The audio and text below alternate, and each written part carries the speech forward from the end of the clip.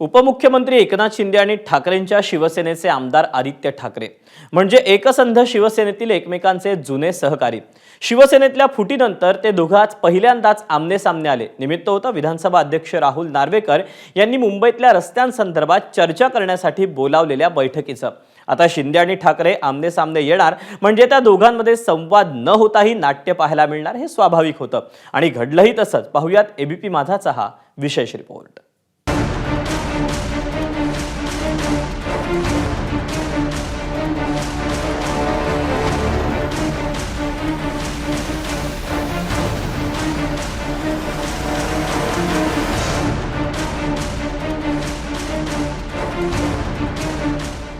Scene number 1, बैठकीला आदित्य ठाकरेंची उपस्थिती। शिंदे मात्र दालनाबाहेरूनच परतले। सीन नंबर 2, बैठक सुरू झाल्यानंतर तासाभरानं शिंदेंनी हजेरी लावली। सीन नंबर 3, शिंदे बैठकीसाठी दाखल होताच सर्व आमदार उभे राहिले, पण आदित्य ठाकरे मात्र बसूनच राहिले। सीन नंबर 4, शिंदेंकडे आदित्य ठाकरेंचा कटाक्ष, पण आदित्य ठाकरेंशी नजरानजर टाळत शिंदेंचा इतर आमदारांशी मात्र संवाद। सिनेमातले सीन जरी नसले तरी सिनेमापेक्षा कमी ड्रामा तर नक्कीच नाहीये। हा पॉलिटिकल ड्रामा घडला एका बैठकीमध्ये। बैठक होती मुंबईतील रस्त्यांच्या कामांसंदर्भातली, पण या बैठकीपेक्षा चर्चा रंगली आहे ती म्हणजे शिंदे आणि आदित्य ठाकरेंच्या बॉडी लँग्वेजची। रस्ते बैठकीच्या निमित्तानं एकनाथ शिंदे आणि आदित्य ठाकरे आमने सामने आले। तसा शिंदेंना बैठकीला येण्यासाठी जरा तासभर उशीरच झाला। खरं तर शिंदे बैठकीसाठी वेळेतच आले होते, पण मग त्यांना सभागृहाचं कामकाज असल्याचं लक्षात आलं आणि ते दालनाबाहेरूनच निघून गेले। विधानसभा अध्यक्ष राहुल नार्वेकरांची परवानगी घेऊन शिंदेंनी बैठकीकडे पाठ फिरवली।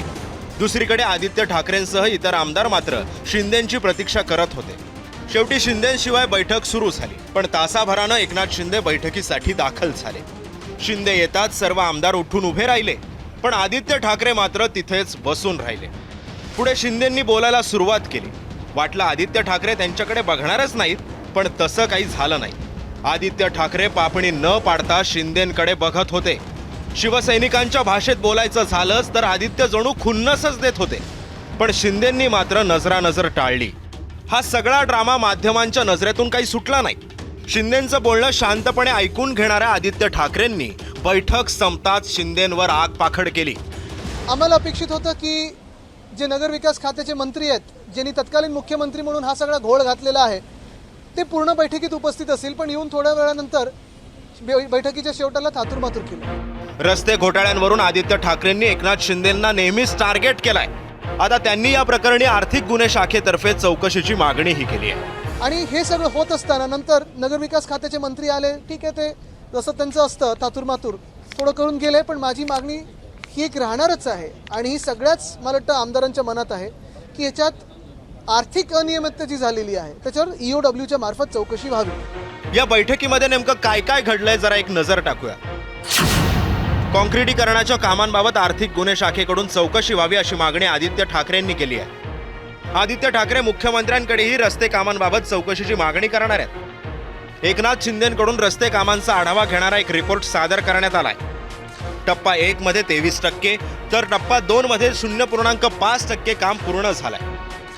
रस्त्यांच्या कामांचा दर्जा, मुदतीमध्ये काम पूर्ण होणार का यावर आमदारांनी लक्ष वेधलंय। 25 एप्रिल रोजी पुन्हा एकदा रस्त्यांच्या कामांसंदर्भात एक बैठक होणार आहे।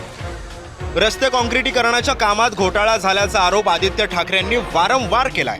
सभागृहातही त्यांनी हा प्रश्न लावून धरलाय। त्यानंतर विधानसभा अध्यक्ष राहुल नार्वेकरांनी बैठकीचं आयोजन केलं आणि तीच बैठक आज पार पडली। बैठकीतला हा ड्रामा तर ट्रेलर आहे, कारण रस्ते घोटाळ्यांच्या आरोपांचा पिक्चर अजूनही बाकी आहे। ब्युरो रिपोर्ट, एबीपी माझा। एबीपी माझा, उघडा डोळे बघा नीट।